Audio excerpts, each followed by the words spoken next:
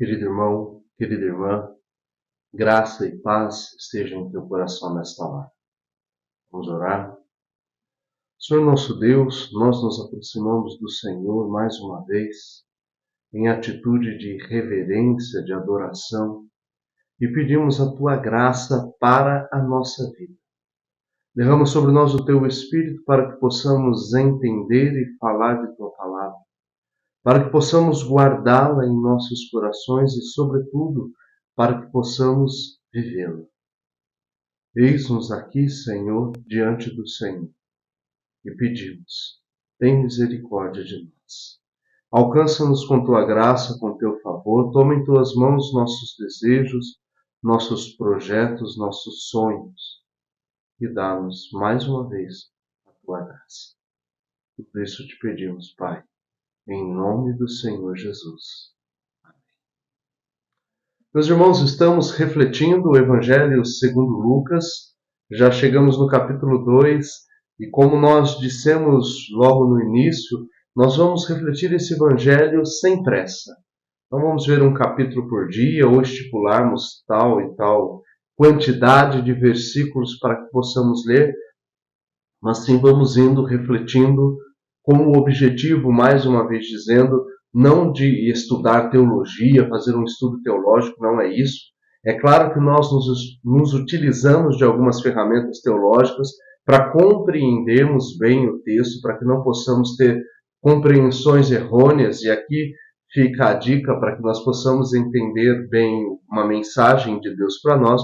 Nós precisamos entender o contexto, precisamos entender para quem foi escrito, por que foi escrito, são vários detalhes dos quais nós precisamos nos aproximar, a fim de que não haja uma compreensão equivocada da palavra de Deus e que possamos criar situações que sejam simplesmente favoráveis a nós. É preciso, de fato, entendermos aquilo que o texto diz. Estamos refletindo a questão do nascimento do Senhor Jesus, nascimento e circuncisão de Jesus. Aqui nós já gostaríamos de abrir um parêntese para explicar aquilo que parece que são acusações feitas, de um modo particular à Igreja Católica, quando dizem, parece que descobrindo o mundo, por assim dizer, mas Jesus não nasceu no dia 25 de dezembro, isso é uma invenção da Igreja. E eu preciso dizer para você que é verdade, ele não nasceu no dia 25 de dezembro, ou nasceu, a questão é, ninguém sabe. Como eu disse anteriormente, o objetivo do Evangelho, o objetivo dos evangelistas, era transmitir a mensagem de Jesus. O primeiro que circulou, o primeiro querigma que circulou entre os cristãos foi justamente o relato da paixão, morte e ressurreição de Jesus. Aquela síntese que nós vimos em Paulo, em Romanos, capítulo 4, versículo 25, quando diz, morto pelos nossos pecados e ressuscitado para a nossa justificação, este é o centro do querigma, este é o centro do Evangelho. Era isso que cabia num primeiro momento que as igrejas ou que as comunidades cristãs ali soubessem. Com o tempo foi se acrescentando, foram se acrescentando os escritos, as falas de Jesus, as parábolas, os ensinamentos, os milagres de Jesus foram sendo recolhidos das testemunhas, e que isso foi circulando com o tempo. E por fim, esse relato que nós estamos lendo de Lucas sobre o nascimento de Jesus, o qual não dá uma data específica também. Quando a igreja, já no período tardio, já talvez na terceira ou quarta geração, não sei precisar neste momento, mas quando ela se interessa pelo nascimento de Jesus, ela escolhe uma data que tinha um simbolismo no mundo romano e transforma essa data, coloca nessa data, nesse simbolismo, o símbolo cristão. A gente sabe a data 25 de dezembro, o nascimento do sol, como eles diziam, e aqui no texto que nós lemos ainda há pouco, do profeta Zacarias, dizendo, é o efeito da bondade profunda do nosso Deus, graças à bondade, nos visitou o astro nascente vindo do alto. Então é como se a igreja dissesse, o verdadeiro sol da justiça, o verdadeiro sol invicto, o verdadeiro sol que ilumina toda a humanidade, é o Senhor Jesus. Ele é, de fato, aquele que deveria vir, aquele que ilumina todos. Por isso escolheu essa data. Não é invenção, é diferente a questão, percebe? Escolheu essa data para celebrar o nascimento de Jesus. Mas não é essa a preocupação do Evangelho. Dizer foi nessa data, foi nesse dia, e foi dessa maneira, tinha neve, não tinha neve. Não é esse o objetivo do Evangelho. O objetivo do Evangelho é o que nós vamos ler agora nos próximos versículos. Nós refletimos no vídeo anterior o começo desta cena, quando, despojada de muitos detalhes, simplesmente diz que Maria concebeu o seu primogênito, enrolando-o, envolvendo-o em faixas, deitou numa manjedoura, porque não havia lugar para eles. Bom, a partir daqui nós vamos entrar então, nós já falamos, mas vamos retomar o texto que fala dos pastores. Versículo 8. Lucas, capítulo 2, versículo 8, ou Evangelho segundo Lucas, capítulo 2, versículo 8. Havia na mesma região pastores que viviam nos campos e montavam guarda durante a noite junto a seu rebanho. Um anjo do Senhor se apresentou diante deles. A glória do Senhor os envolveu de luz e eles ficaram tomados de grande temor. O anjo lhes disse: não tenhais medo, pois eis que eu venho anunciar-vos uma boa nova, que será uma grande alegria para todo o povo. Nasceu-vos hoje na cidade de Davi um Salvador, que é o Cristo Senhor. E eis o sinal que vos é dado: achareis um recém-nascido envolto em faixas e deitado numa manjedoura. Nós refletimos o texto até aqui, vamos continuando então, versículo 13. De repente, apareceu uma multidão da milícia celeste, que cantava os louvores de Deus e dizia: glória a Deus no mais alto dos céus, e sobre a terra paz para os seus bem-amados. Por muito tempo houve uma tradução equivocada, se não me engano, de Jerônimo, que dizia: glória a Deus nas alturas e paz na terra aos homens de boa vontade. E por muito tempo se entendeu que somente os homens de boa vontade teriam a paz de Deus. Irmãos, a glória de Deus que refugia, como nós vimos anteriormente, o cabode de Deus que refugia entre os pastores, é justamente a manifestação da sua presença entre os homens. E aqui nós estamos vendo glória a Deus e paz aos homens. Paz para o povo da Bíblia não significa simplesmente ausência de conflitos, ausência de guerra, não. Paz é plenitude de vida. Paz é abundância na casa. Paz é realmente a família que vive em paz, a família que comunga, que tem comunhão uns com os outros, mas é a família na qual também, onde também não falta o pão, onde não falta a concórdia, mas também não falta o bem material. A paz, o shalom, ele vem, por assim dizer, completando toda a vida. Ela significa saúde, ela significa equilíbrio emocional. Então a paz de Deus, ela vem para trazer vida plena em abundância. E naturalmente a paz de Deus, ela requer que seja feita a paz com Deus. O anjo anuncia um menino que é o Salvador.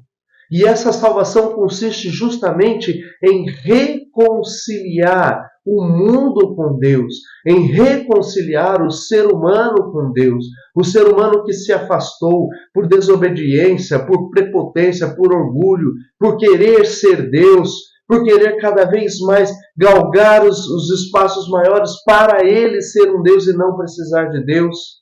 Pois bem, Deus faz o caminho inverso. Deus nesse momento, ele é eterna descida, porque ele desce dos céus até o homem. se faz igual a nós em tudo, menos no pecado. Aceita ser um bebê recém-nascido, envolto em faixas por sua mãe, colocado como berço numa manjedoura, no lugar onde os animais se alimentam.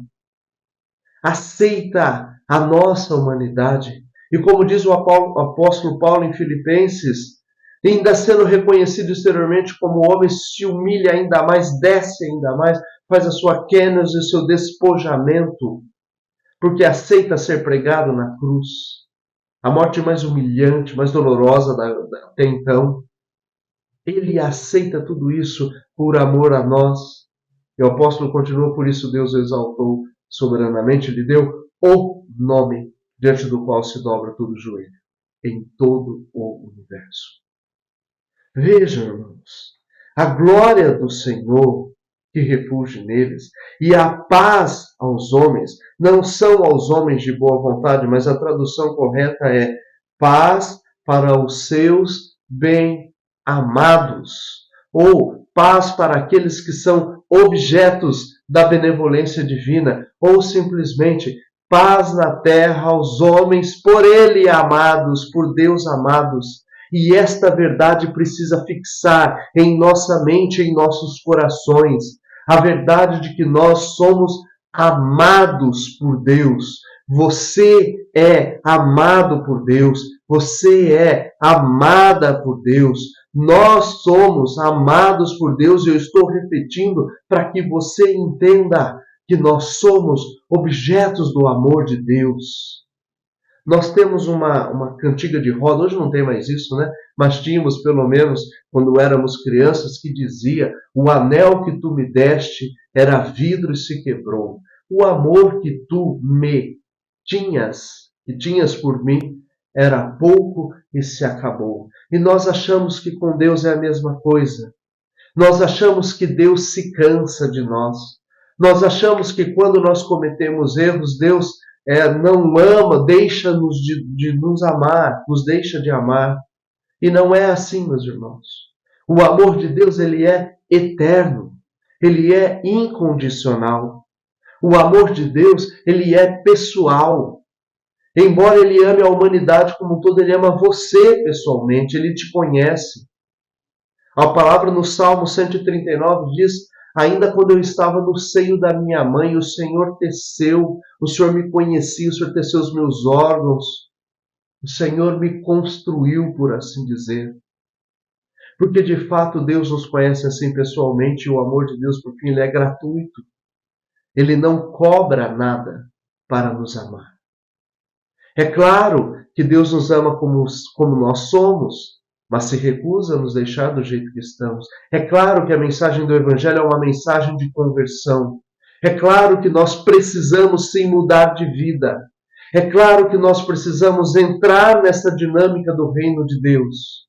Porém, entenda, o amor dele não depende dessas coisas. O apóstolo Paulo, ainda em Romanos, vai dizer: se quando nós éramos inimigos, Deus nos amou dessa maneira, não poupou o próprio Filho, muito mais agora que nós já fomos reconciliados com Deus através de Jesus na sua cruz, no seu sangue derramado. Veja, irmãos, nós temos uma vida nova pela graça de Deus. E essa paz com Deus, que reflete na paz total de Deus no ser humano, essa paz de Deus, ela que está sendo anunciada pelo anjo, ela já foi alcançada para nós por Jesus. O anjo é claro: eis que vos anuncio uma boa nova, que será alegria para todo o povo. Hoje nasceu um Salvador, que é Cristo e é Senhor. Senhor, Messias, Salvador. Ele é. Por isso os anjos, a multidão da milícia celeste, pode cantar os louvores de Deus. Glória a Deus no mais alto dos céus. E sobre a terra, paz para os seus bem-amados. Versículo 15. Ora, quando os anjos os deixaram, indo para o céu, os pastores disseram entre si: vamos, pois, até Belém e vejamos o que aconteceu, o que o Senhor nos deu a conhecer. Isso é lindo. Deus revela os seus planos aos seus amados. Eles foram para lá apressadamente e encontraram Maria, José e o recém-nascido deitado na manjedoura. Depois de ter visto isso, deram a conhecer o que lhes tinha sido dito a respeito deste menino. E todos os que os ouviram ficaram espantados com o que lhes diziam os pastores. Quanto a Maria, ela retinha esses acontecimentos, procurando-lhes o sentido. Depois os pastores voltaram, cantando a glória e os louvores de Deus, por tudo o que tinham ouvido e visto, segundo o que lhes fora anunciado. 8 dias mais tarde, quando chegou o momento da circuncisão do menino, chamaram-no com o nome de Jesus, como o anjo o chamara antes de sua concepção. Maria guardava todas essas coisas em seu coração, procurando o significado. Aqui está o segredo, irmãos. O segredo de Maria, o segredo para a nossa vida. Guardar a palavra de Deus.